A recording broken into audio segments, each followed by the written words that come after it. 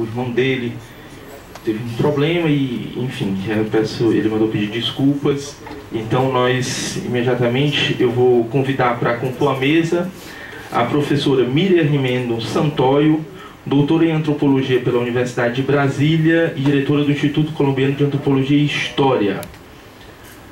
Professora Miriam, acho que ela deu uma saída. Então, eu gostaria de convidar também o professor Carlos Gilberto Zarat Botia, Mestre em Ciências Sociais da Faculdade Latino-Americana de Ciências Sociais e PhD em História pela Universidade Nacional da Colômbia. Gostaria de convidar também, enquanto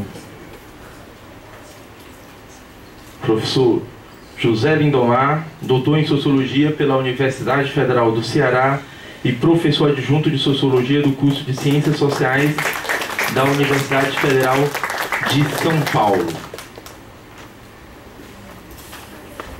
Bem, a ideia dessa mesa ela surgiu a partir de uma proposição e de um diálogo que, de certa forma, o Laboratório de Estudos da Violência vem construindo, né, com pesquisadores de outros países e, sobretudo, a Colômbia.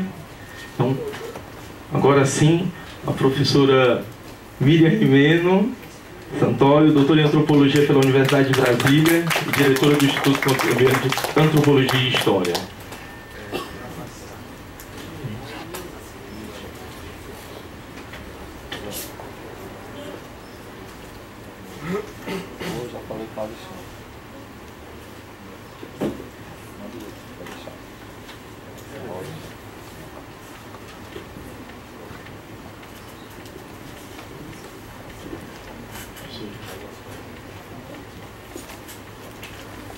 Bem, então, a proposição dessa mesa nasce de uma tentativa de criar um diálogo entre, né, esses pesquisadores aqui do Brasil, aqui do LEVE, e os pesquisadores também da Colômbia, sobretudo por conta de vários trabalhos e pesquisas que a gente tem desenvolvido e tem sentido a necessidade de construir e amadurecer esse diálogo. Bem, eu vou dar início à mesa apresentando uma pesquisa atualmente desenvolvida no Laboratório de Estudos da Violência na Tríplice Fronteira Amazônica, tá? Especificamente na cidade de Tabatinga. É um trabalho que a gente iniciou no ano passado, a partir de um edital universal do CNPq, a qual nós submetemos o projeto e fomos agraciados com o financiamento. E aí, se o computador deixar, obviamente, ele conseguir destravar, eu dou início a essa apresentação.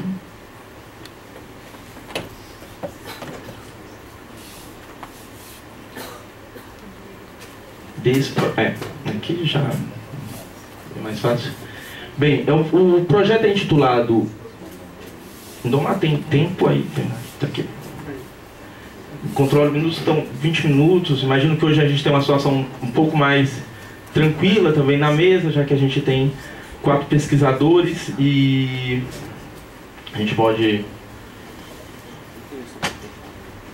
pensar um pouco e até se entender um pouco mais. Ou não, para a gente abrir para o debate. Okay. Então, o título do projeto é Insegurança na Fronteira, uma abordagem sobre como os moradores de Tabatinga falam do perigo e da violência na Tríplice Fronteira Amazônica, Brasil, Colômbia e Peru. Tá? Esse projeto, ele surgiu, na verdade, de uma interação, de uma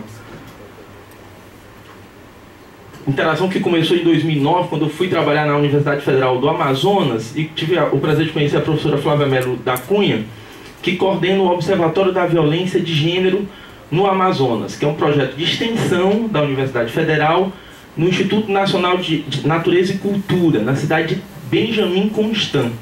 Então foi a partir daí que a gente começou a dialogar, comecei a participar de alguns eventos em Benjamin Constant e, digamos assim, me apaixonei um pouco por Tabatinga, por aquela fronteira, por aquela dinâmica. E a gente, quando eu voltei, o projeto surge, na verdade, quando eu voltei para o Ceará e tive a ideia e convidei, e tive a sorte de conhecer, de contar com o apoio de amigos e pesquisadores com quem eu aprendo todo dia. Gostaria aqui de compartilhar então o nome também da equipe. Esse projeto tem a minha coordenação, Luiz Fábio, ele tem os pesquisadores desse projeto, o professor Lindomar Albuquerque, que é um estudioso da fronteira, a gente teve a oportunidade já de fazer campo junto e eu realmente com o Lindomar aprendi a ver de outra forma a fronteira. A professora Flávia Mello, a professora aqui presente Camila Holanda Marinho, o professor Maurício Bastos Russo, e ela tem a consultoria acadêmica e afetiva do professor César Barreira. O objetivo dessa pesquisa, basicamente, é a gente pensar em fazer realmente algo muito simples, tá? Era compreender como os moradores da cidade de Tabatinga, localizada no estado do Amazonas, em uma região de tríplice fronteira, falam sobre a experiência de residir na fronteira, com destaque para a sua visão sobre os perigos, a violência e a sensação de segurança experimentada neste local. Basicamente, a gente queria um pouco entender na convivência, na conversação, a partir de algumas incursões etnográficas, como esses moradores falam da violência e do crime na fronteira. A gente queria, então, na verdade, a gente tinha uma ideia de certa forma, quebrar dois grandes estereótipos. Um era o relacionado à floresta, à densidade da floresta amazônica, que muitas vezes aparece como um espaço reificado, onde você praticamente não ouve falar de pessoas, né? E o segundo sobre a própria dinâmica da fronteira, que também aparece, né, como um espaço onde destituído de pessoas e como muitas vezes um problema social que o Estado tem que dar conta em um determinado momento. A gente queria então entender as dinâmicas locais desses moradores, compreender um pouco como eles se relacionavam, como eles falavam da fronteira e, consequentemente, também dos problemas que eles vivenciavam na fronteira. Então, é esse, na verdade, o nosso objetivo com essa pesquisa, tá? Apenas para situá-los, Tabatinga, ela está em relação a Manaus cerca de 1.108 quilômetros de distância, né, em linha reta, e 1.573 quilômetros em linhas fluviais. Basicamente, são 6 a 7 dias subindo o rio de barco ou 1h30 de avião, né? Tem uma população de 52.272 na mesma região do Alto Solimões e faz fronteira justamente com Letícia, na Colômbia, e Santa Rosa, no Peru. Com certeza, na apresentação do professor Carlos Zara, vai ter bem mais informações sobre essa região. O que eu vou apresentar aqui, a partir de alguns registros fotográficos e algumas reflexões, são as nossas primeiras impressões. Um trabalho que eu vou dividir aqui com o professor Lindomar sobre essa região de tríplice fronteira, tá? Que é uma visão aérea da cidade de Tabatinga, né? Com Letícia, elas são cidades gêmeas e formam uma conurbação urbana relativamente homogênea, se vistas desse panorama. O Lindomar vai abordar um pouco mais essa questão. E uma primeira coisa que desperta, que chama a atenção imediatamente na nossa chegada em Tabatinga é que o aeroporto fica já praticamente dentro da área militar. Então, a chegada em Tabatinga já é uma chegada dentro dessa instituição que tem uma centralidade na dinâmica da vida social e no imaginário da própria população. A ideia do exército como algo presente nessa região, na floresta, inclusive a floresta sendo um espaço de muita, digamos assim, que ocupa, de certa forma, um papel significativo na imagem do Exército Brasileiro. Eles têm muito orgulho de falar da sua presença na floresta, né? E de como eles, de certa forma, são uma grande referência ao pensar a Amazônia, ao pensar as regiões de fronteira. Então essa é uma primeira sensação. Ao chegar, você passa por esses símbolos, por soldados, e a presença do Exército é algo bastante marcante, né? Aqui a prefeitura, que fica logo que você sai dessa área e percorre um pouco a Avenida da Amizade. Essa avenida ela segue até Letícia, e você passa por uma série de instituições, pela Polícia Federal, pelo Ministério Público, pela Fazenda, pela Prefeitura, e muito marcante essa ideia de como você vai pela Avenida da Amizade, observando essa presença, digamos assim, do Estado, né, ou pelo menos das suas instituições. Imediatamente, se você sai dessa Avenida da Amizade, tanto para o seu lado direito como em direção ao porto, para o lado esquerdo, estou tomando como referência quem sai do aeroporto como a Letícia, você vai desse lado encontrar uma série de comércio, uma vida comercial muito intensa, e justamente desse lado, residências, a paisagem, a estética, a dinâmica da cidade, ela vai, digamos assim, adquirindo outras modulações, outras representações. E é muito interessante porque algo que era referência e que, de certa forma, também despertou muito a nossa atenção nesse processo de chegada a Tabatinga, é também a região do seu porto, né, que a gente imaginava, digamos assim, tinha um valor simbólico e estratégico, econômico, significativo para essa cidade, que se comunica com toda a mesorregião do Alto Solimões por vias fluviais, e ela tem esse porto que, aparentemente, numa primeira impressão, é bastante, digamos assim, interessante, né? Você tem uma ideia dessa relação entre esse Estado, ora, digamos assim,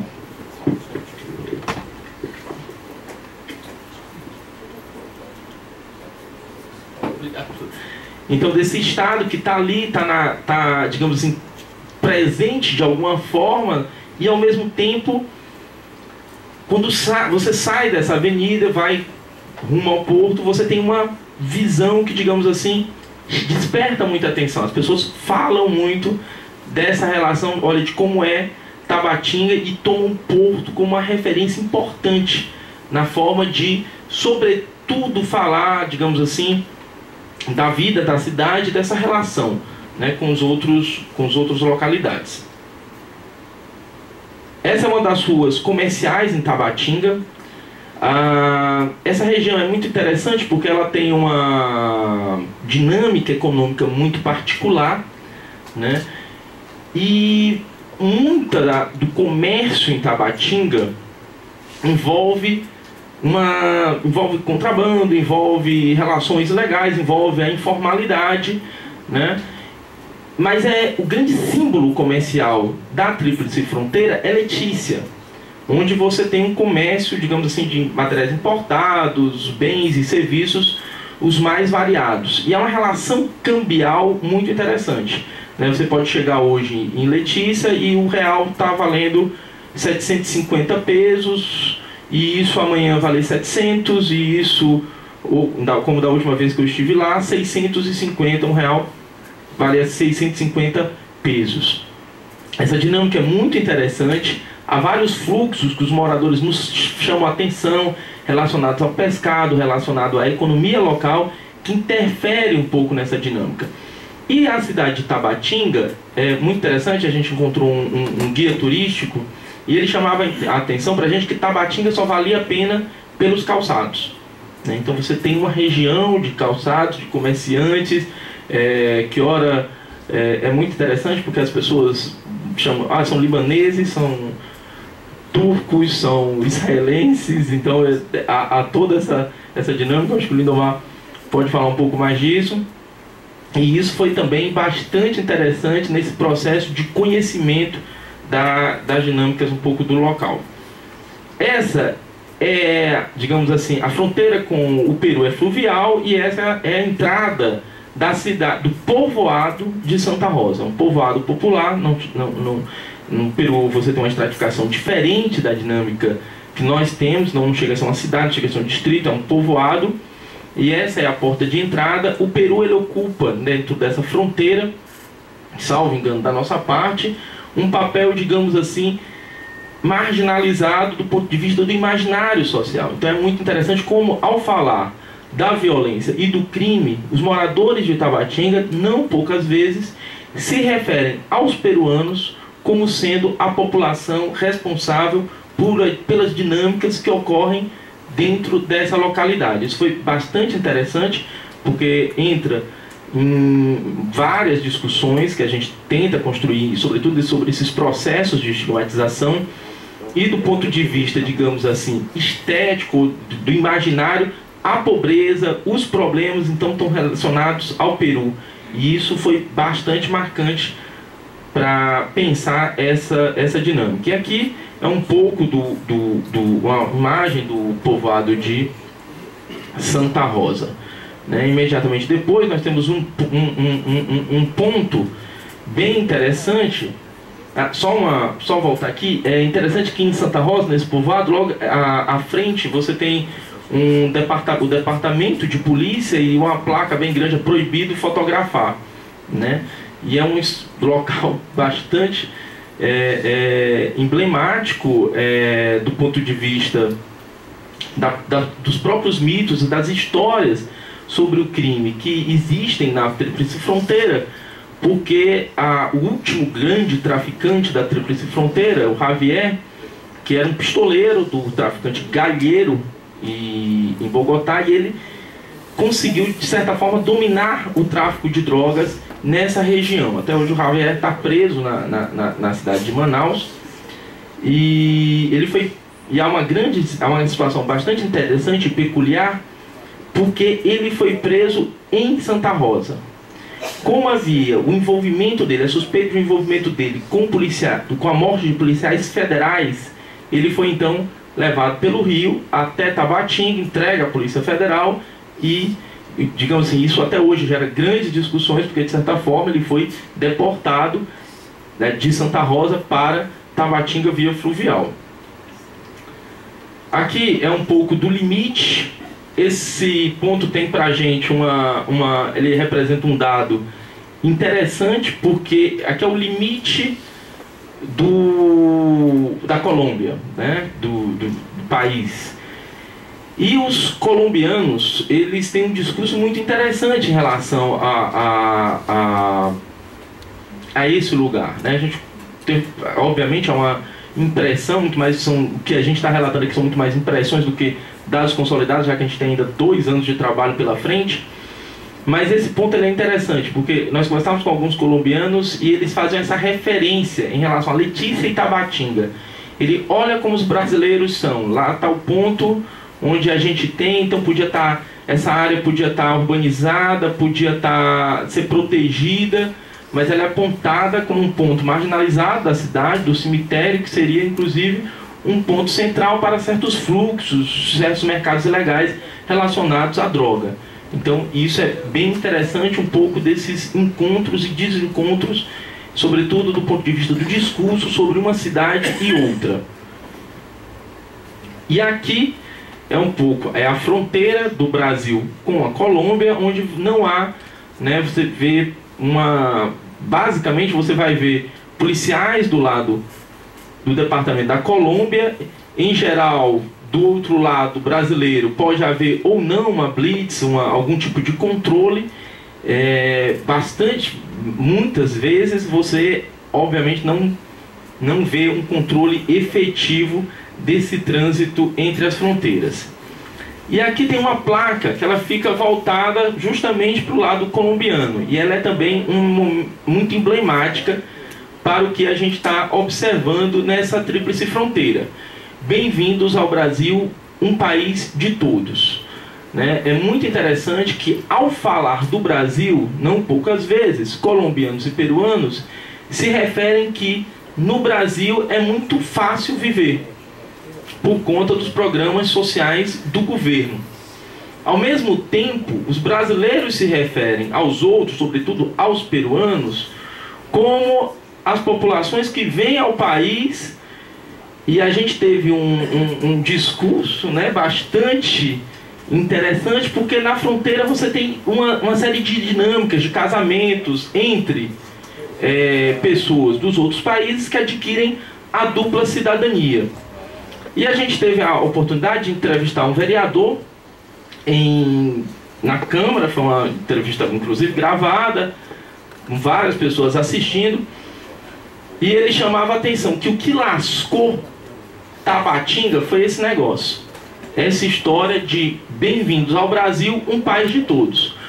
Porque agora o peruano sai lá de Santa Rosa, ele dá uma pombada no Brasil e já é brasileiro. Então, essa fala foi extremamente emblemática pelo seu peso simbólico, no sentido de que ela chama a atenção para uma situação que é muito presente nos discursos sobre a fronteira, né? Esse lugar do Brasil como um país aberto, como eles vêm e fazem o que querem, e fica por isso mesmo. É um discurso muito presente na maneira como as pessoas falam dessa cidade. Bem, em relação às forças de segurança, a gente começa a elencar e começa a ver alguns pontos significativos que, de certa forma, nos desafiam a entender um pouco melhor da dinâmica da segurança pública na Tríplice Fronteira. Eu vou só realmente é uma apresentação muito mais descritiva, no sentido de apresentar um pouco para vocês do que a gente, dessas primeiras impressões, ainda sem um tratamento conceitual, um tratamento teórico adequado para a gente pensar essa relação. Então, a gente tem lá a Polícia Militar, e a grande, digamos assim, coqueluche do momento é o Projeto Ronda no Bairro, né, que altera, sobretudo, a dinâmica do trabalho dos policiais. Em algumas entrevistas que a gente realizou, observa-se que eles reclamam bastante, porque, sobretudo, um agrupamento que trabalhava em motos e que agora tem que trabalhar dentro da viatura, e isso para eles não tem muito sentido. Era muito mais eficiente o policiamento em moto. Eles inclusive citam o caso do Ceará. Olha, lá no Ceará a Ronda do Quarteirão já não deu certo, eles já estão agora usando o raio, e aqui a gente ainda está no Ronda no Bairro. Então é quase como se um projeto falido já fosse transferido e agora tivesse que ser colocado.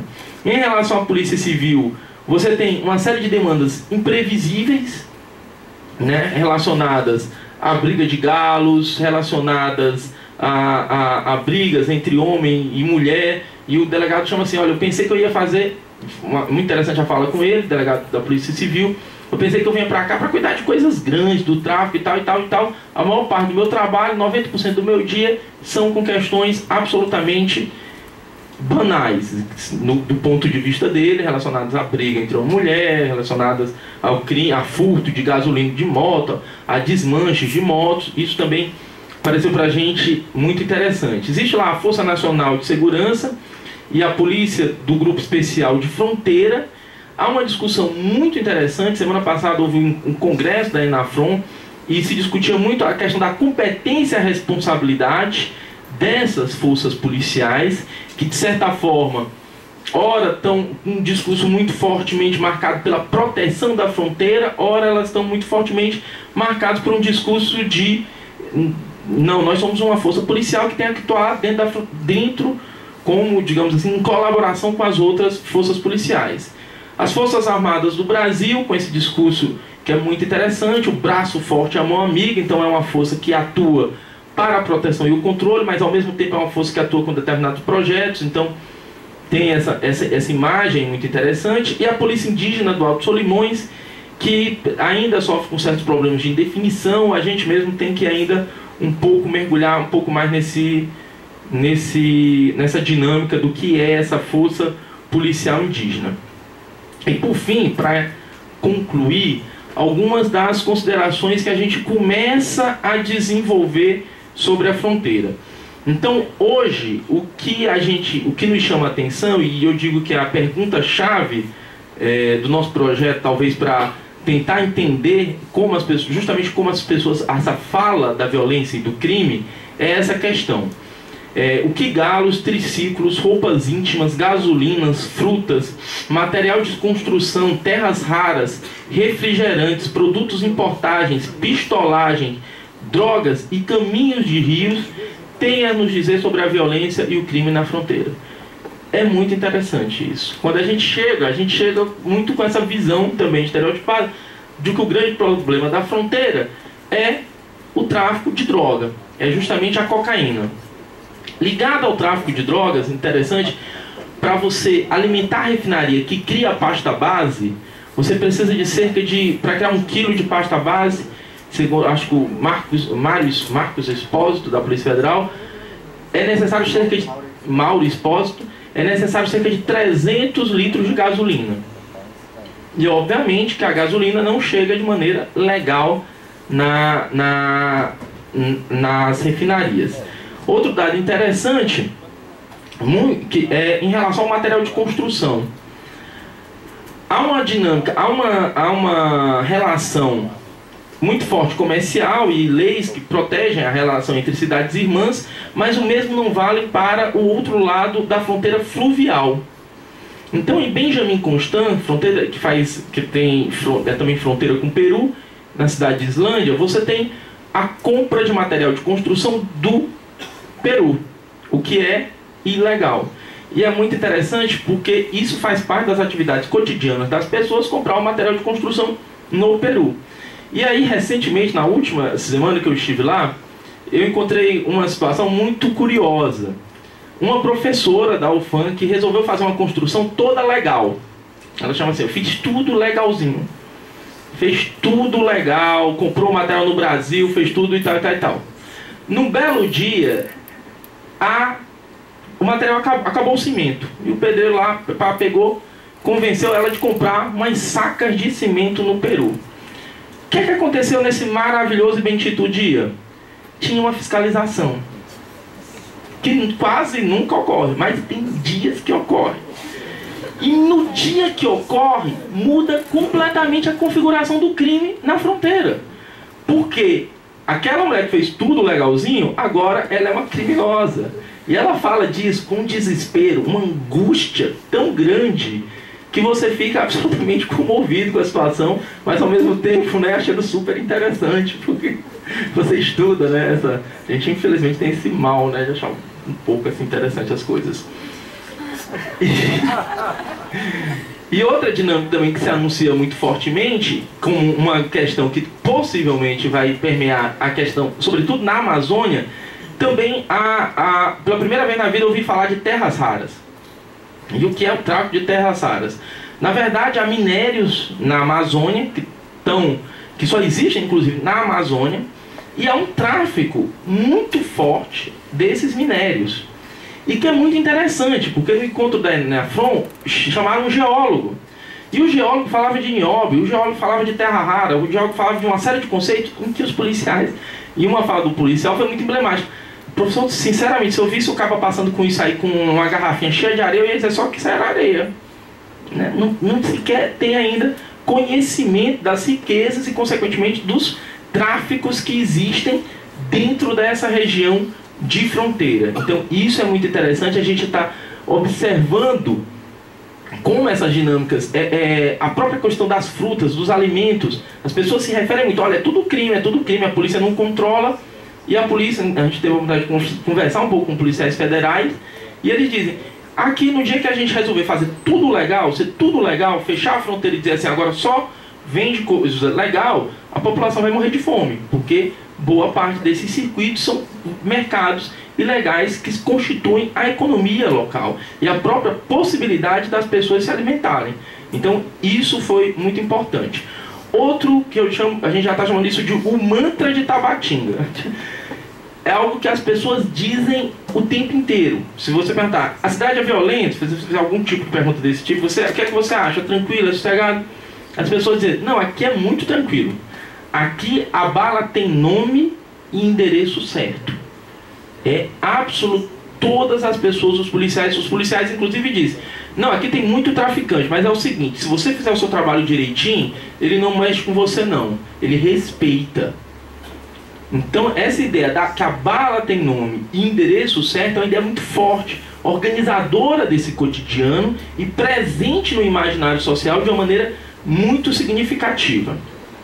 Quando a gente fala com as polícias e conversa, é muito interessante a ideia do controle, né? Existe, a gente vem chamando de um mito de um controle absoluto, a Amazônia como objeto de proteção. É muito forte esse discurso de proteger a Amazônia. E ele entra quase que uma reflexão que eu estava propondo, pelo menos a gente está construindo isso, é a ideia de que é muito interessante quando você vê o que é controlar, né? O que é estabelecer um controle a ponto de você ter controle dessa fronteira. Então eu pensava um certo dia sobre o mito do campo de concentração. A ideia do campo de concentração como esse lugar de controle absoluto. E aí é muito interessante, porque lendo o relato do Primo Levi, inclusive é analisado pelo George Agamben, no Que Resta de Auschwitz, no livro É Isto um Homem, o Primo Levi chama a atenção, porque tem um capítulo que eu acho muito interessante. Os judeus eles recebiam um pãozinho dormido e uma sopa rala, né, para poder se alimentar. Então ele fala como isso era completamente insuficiente para você se manter de pé. Mas, num determinado momento, alguns deles começam a observar que é possível poupar um pedacinho de pão, um pouquinho da sopa, e com isso eles passam a organizar um mercado ilegal dentro do campo de concentração, com um circuito específico dentro e fora do campo de concentração. E aí eu me perguntava, a partir dessa imagem do Primo Levi, se isso é possível com o pão e com a sopa, o que é possível com a Amazônia, na medida que ela tem as suas dimensões absolutamente, digamos, continentais, né? A fronteira da própria Amazônia ela é maior do que a fronteira, para vocês terem uma ideia, dos Estados Unidos com o México. Então esse mito do controle muito presente, a possibilidade de controle, os policiais federais chamam muita atenção. Não há como a gente, o tráfico não acontece com um grande traficante especializado que vem aqui com equipamento, não. Ele acontece entre os rios, ele acontece com o agenciamento das populações tradicionais que tem um conhecimento dessa região muito superior ao nosso, né? Então essa ideia era bastante interessante. E o que a gente viu também, concluindo, é que há uma série de lutas políticas pelo controle, classificação, definição do legal e ilegal, né? Muito interessante observar como na época que a gente chegava em Tabatinga, o presidente da Câmara havia assumido por uma semana o controle, digamos, o controle da cidade, né? Ele assumiu a prefeitura porque o prefeito e o vice estavam viajando e ele assumiu. E nessa semana ele baixou um decreto proibindo os tuk-tuks, que são um triciclo muito utilizado em Letícia, né? E ele proibiu a circulação desses triciclos na cidade de Tabatinga, alegando que no Brasil não é possível o transporte de pessoas por meio de triciclos. Isso foi muito interessante, porque ele proibiu, o decreto passou a valer, a polícia passou a não controlar e o prefeito passou a dizer que não tinha absolutamente nada a ver com isso. E essa dinâmica durou quase um mês, e você chegava em Letícia e tentava pegar um triciclo, e muitos deles não vinham para Tabatinga. E alguns chegavam a dizer, não, eu vou, não está acontecendo nada, só que o pessoal aqui não acredita. Então, era muito interessante, são questões que estão aí nos percorrendo, são questões que a gente está amadurecendo. Esse é apenas uma apresentação de primeiras impressões de um trabalho que vai até o ano que vem. E obrigado, passo imediatamente a palavra aqui para o professor Lindomar, que também vai falar um pouco do que a gente está fazendo lá. Obrigado.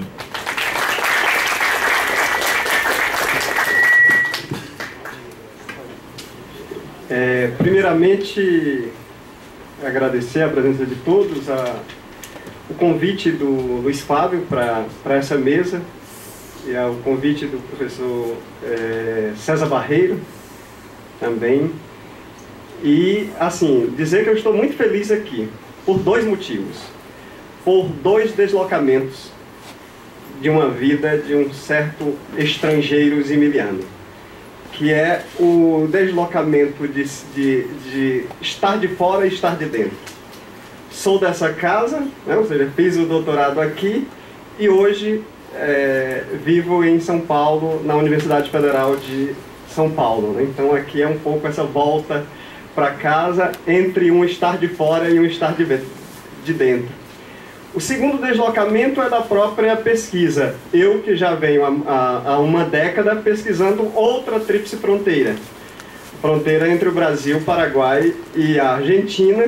E agora me deslocando, graças a esse convite do Luiz Fábio, para essa outra tríplice fronteira amazônica. E claramente, né, ou seja, ao comparar uma realidade com outra, é inevitável, depois de um tempo de trabalho de campo numa região como Foz, Puerto Iguaçu, Cidade do Leste e cidades próximas, claramente se deslocar o horizonte, inclusive o tamanho da lente é bastante interessante. O tamanho da lente pelas proporções das cidades, quando comparo Foz do Iguaçu, Cidade do Leste, cidades com, ou seja, caso de Foz do Iguaçu, em torno de 300 mil habitantes, Cidade do Leste com conurbano muito mais do que isso, e Puerto Iguaçu, que é a menor cidade da tríplice fronteira sul, é maior do que a maior cidade em termos de núcleo urbano dessa outra tríplice fronteira. Então, visivelmente, essa questão da dinâmica urbana dessas 2 tríplices fronteiras foi assim o ponto inicial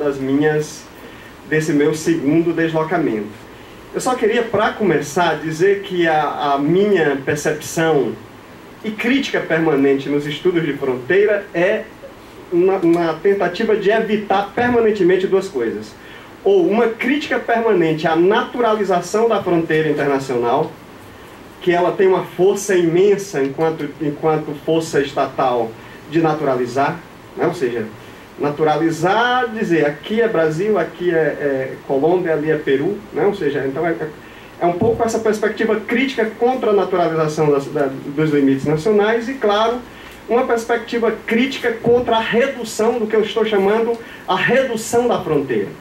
A redução da fronteira, especialmente produzida pelos meios de comunicação nos últimos anos e pelas políticas de Estado, que também têm reduzido a fronteira a uma nota só. A nota da violência, do perigo, da insegurança e da perspectiva de ter mais mecanismos de controle nessa fronteira.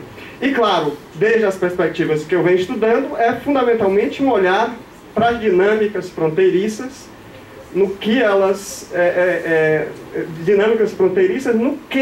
definem como separações fronteiriças e conexões. Então é por aí que a gente vai trabalhar um pouco. Pode passar. Por quê? Não. Tá bom. Tá bom. Pode passar. Essa seria uma primeira ideia do que eu estou tentando pensar, ou seja, faço minhas as palavras do Luiz Fábio, ou seja, um trabalho inicial preliminar, são essas inquietações deslocadas que eu estou pensando a partir dessa realidade. E claro, para começo de conversa, essa reflexão mesmo sobre as cidades, que pode ser nomeada de várias formas. Cidades gêmeas, cidade irmã, cidade transfronteiriça, cidades pares, e por aí vai, né? Tem várias formas de nomear esse tipo de cidade, mas eu particularmente desconfio de 2 formas de classificação. A classificação de cidades gêmeas, absolutamente crítico a essa ideia, porque cidades gêmeas pressupõem, ou seja, mesmo essas cidades aparentemente tão próximas, não surgiram gêmeas, né? Ou seja, surgiram separadas, foi num determinado contexto que elas se aproximaram. Gêmea também, essa metáfora biológica, aparece como alguma coisa muito semelhante. E quando a gente aproxima as lentes dessas cidades, são cidades com dinâmicas bastante diferenciadas, apesar de ter contextos de aproximação e de semelhança, né? Então, essa imagem das cidades gêmeas foi muito produzida pela geografia, por os estudos de geografia sobre fronteira no Brasil, É essa primeira grande crítica que eu faço, essa reflexão sobre esses espaços urbanos. A segunda é sobre uma certa compreensão de cidades transfronteiriças, especialmente na produção recente sobre cidades transfronteiriças no contexto europeu, nas chamadas eurocidades, que também são pensadas muito como dinâmicas profundamente de aproximação, de integração e uma certa perspectiva de um discurso normativo em prol da integração. Então, tem essa perspectiva nessa reflexão sobre o transfronteiriço. E aí eu fiz um pouco a brincadeira de botar o trans entre parênteses, para pensar um pouco de como que essas cidades podem ser pensadas ao mesmo tempo como cidades-nações, são tipologias, vamos dizer assim, ainda sendo construídas, cidades-nações e cidades-regiões. Dependendo da lente, podemos ver essas cidades profundamente marcadas pelos limites. Ou seja, Tabatinga é Brasil, Letícia é Colômbia, Santa Rosa é Peru. Limites, o limite físico, mas um conjunto de simbologias, pode ir passando. Um conjunto de simbologias que são as simbologias, aqui começa o Brasil, as bandeiras nos marcos fronteiriços, o conjunto de instituições estatais desses estados presentes nessa região, claro, mais no Peru, mais na Colômbia e no Brasil, o conjunto de lógicas de gestão da população, as estatísticas separadas por cada país, não é? Então, as lógicas dos mapas e dos livros didáticos, né? Ou seja, produzindo aí um imaginário nacional bastante forte em torno, pode passar, até num banquinho da praça, aí as bandeiras dos 3 países, dando essa imagética das cidades-nações que eu estou chamando. Pode passar. Pode. A entrada do Peru. Pode passar. Esse é um dia, não é um dia da Copa do Mundo, e toda a representação da comemoração de uma vitória da Colômbia, passando de Letícia para Tabatinga, né? Ou seja, um conjunto de representações simbólicas em torno desse imaginário do que eu estou chamando de cidades-nações.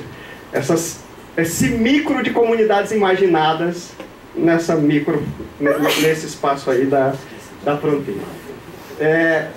Pode parar aí. Então, nesse sentido, essa primeira lente pode ser contrastada por uma outra oposta, que é a imagem da cidade única. Numa certa distância aérea, ou num certo olhar para as dinâmicas de trânsitos e de fluxos, você pode achar que se trata de uma mesma cidade.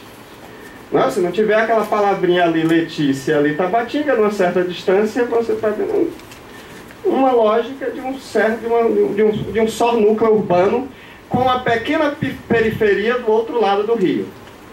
Santa Rosa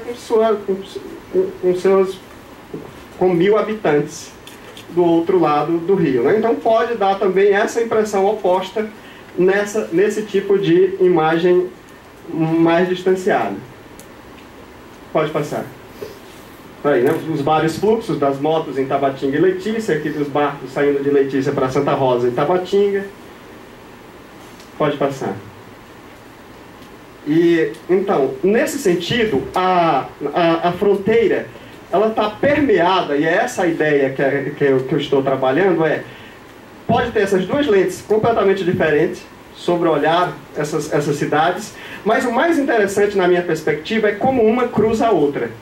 Como os limites geram fluxos e como os fluxos geram limites, geram novos controles.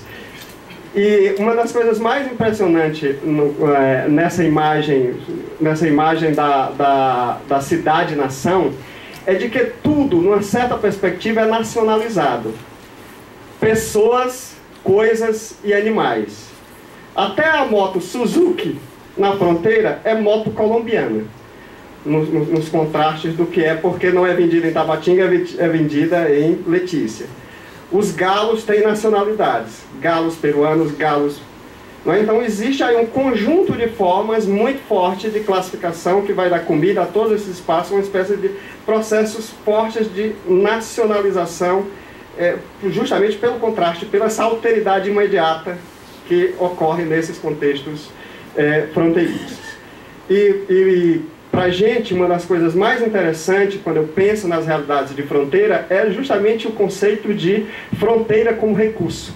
Como que o limite gera vários negócios, por as diferenças, por o diferencial fronteiriço, pela a moeda, pela desvalorização ou não valorização das moedas, por ter menos ou mais impostos, por ter menos ou mais fiscalização.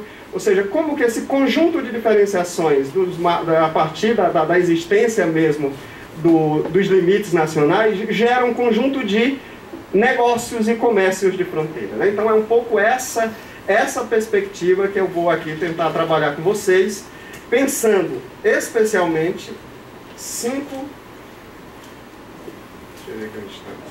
pensando particularmente 5 situações sobre essas dinâmicas entre o legal e o ilegal na fronteira.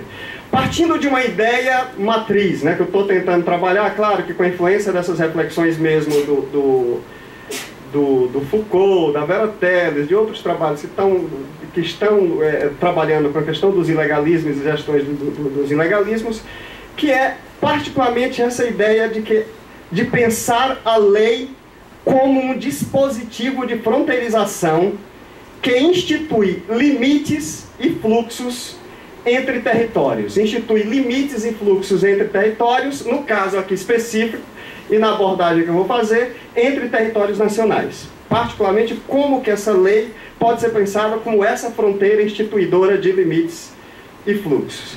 Então, nesse sentido, tentei pensar, fazer uma certa separação de 5 situações, claro, nessa primeira observação, de 5 situações como podemos pensar essa lei como dispositivo de fronteirização nessa fronteira, que seria situações em que o ilegal, as pessoas ou as mercadorias se tornam ilegal ao passar do limite sem determinados trâmites, ou seja, aí especialmente, pode passar, aí especialmente um exemplo do chamado contrabando ou desse caminho, né? Depende aí das classificações legais, e migração fronteiriça, ou seja, que a banana, a verdura, a cebola, que vem particularmente do Peru, ao passar e chegar em Tabatinga, ou seja, de um lado é legal, ou seja, é no Peru, mas ao passar sem pagar impostos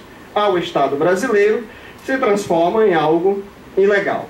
Da mesma forma também como exemplo das migrações fronteiriças, que tem uma particularidade muito interessante. Quando a gente pensa migração internacional, tem uma história de território importante. Ou seja, brasileiros que estão num outro país distante. Aqui, o peruano pode estar como migrante ilegal, atravessou, não passou na Polícia Federal Brasileira, está como imigrante ilegal em Tabatinga, mas pode muito bem usar a tática de que não está no Brasil. Ou seja, afinal de contas, só alguns metros ou quilômetros separam o seu país de origem do lugar que ele está ali vivendo, né? Então, ou seja, essa questão em torno do contrabando e da migração fronteiriça é o que eu estou chamando que se torna ilegal ao transitar de um território ao outro sem determinados mecanismos, seja passar em aduanas para fiscalização das mercadorias, seja passar pela Polícia Federal para entrada como imigrante ilegal nesse território. Pode passar. A segunda situação que me chamou profundamente a atenção durante essa primeira incursão no campo, e que eu e o Luiz Fábio tivemos a oportunidade de acompanhar toda, né, ou seja, as lutas de galo, ou as rinhas de galo, em Letícia, porque a gente tem aí uma situação absolutamente interessante, que é a ideia de que no Brasil é uma prática ilegal, e na Colômbia e no Peru a gente pauta maior detalhe sobre essas legislações, mas são legais ou permitidas, né? Ou seja, e de uma prática bastante tradicional, com estruturas, não é? Ou seja, com lugares específicos para as lutas de galo, com regras e tempos específicos.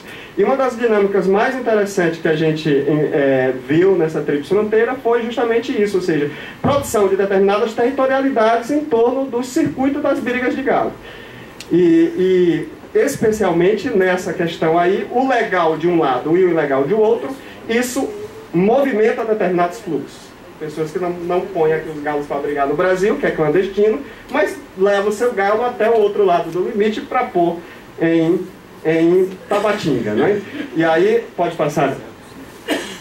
Isso aqui foi o lugar e Letícia que a gente assistiu às brigas de galo, né? Ou seja, o clube galístico Mascareno. Pode passar. E essa... A gente fez uma aposta, né, A gente fez uma aposta para se emocionar mais durante as brigas de galo, a gente fez uma aposta profunda e eu terminei morrendo. O meu galo, que é uma das sentido forte dessa moralidade em torno das brigas de galo, o galo corrido é a pior situação e a minha foi justamente essa. Então, nesse sentido aqui, isso é uma frase para a gente ver essas questões em torno dos controles e limites das brigas de galo. A frase do delegado civil em Tabatinga, né? Ou seja, eu já tive muito problema aqui com isso, com esses galos transitando entre um território e outro. Uma vez eu fiquei com a apreensão de vários galos aqui, era um sábado. Foi horrível, porque além de eu ter um flagrante de homicídio, os galos ficavam cantando ali. O cidadão tentava me explicar em espanhol, e na época eu não tinha o espanhol, não falava quase nada, tentando me explicar que era legal. Eu não conseguia entender, mas foi feita a apreensão.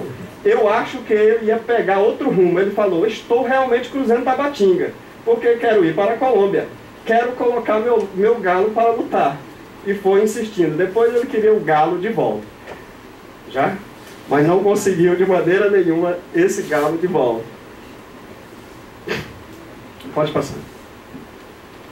Essa é uma outra situação que eu estou chamando aqui, essa terceira situação em que o legal e o clandestino é o outro. Ou seja, que está aí diretamente ligado a essas lutas por definições desses espaços dos trânsitos e dos fluxos na fronteira. E é um exemplo que o Luiz Fábio já falou, que eu não vou, para não incumpridar a conversa, não vou mais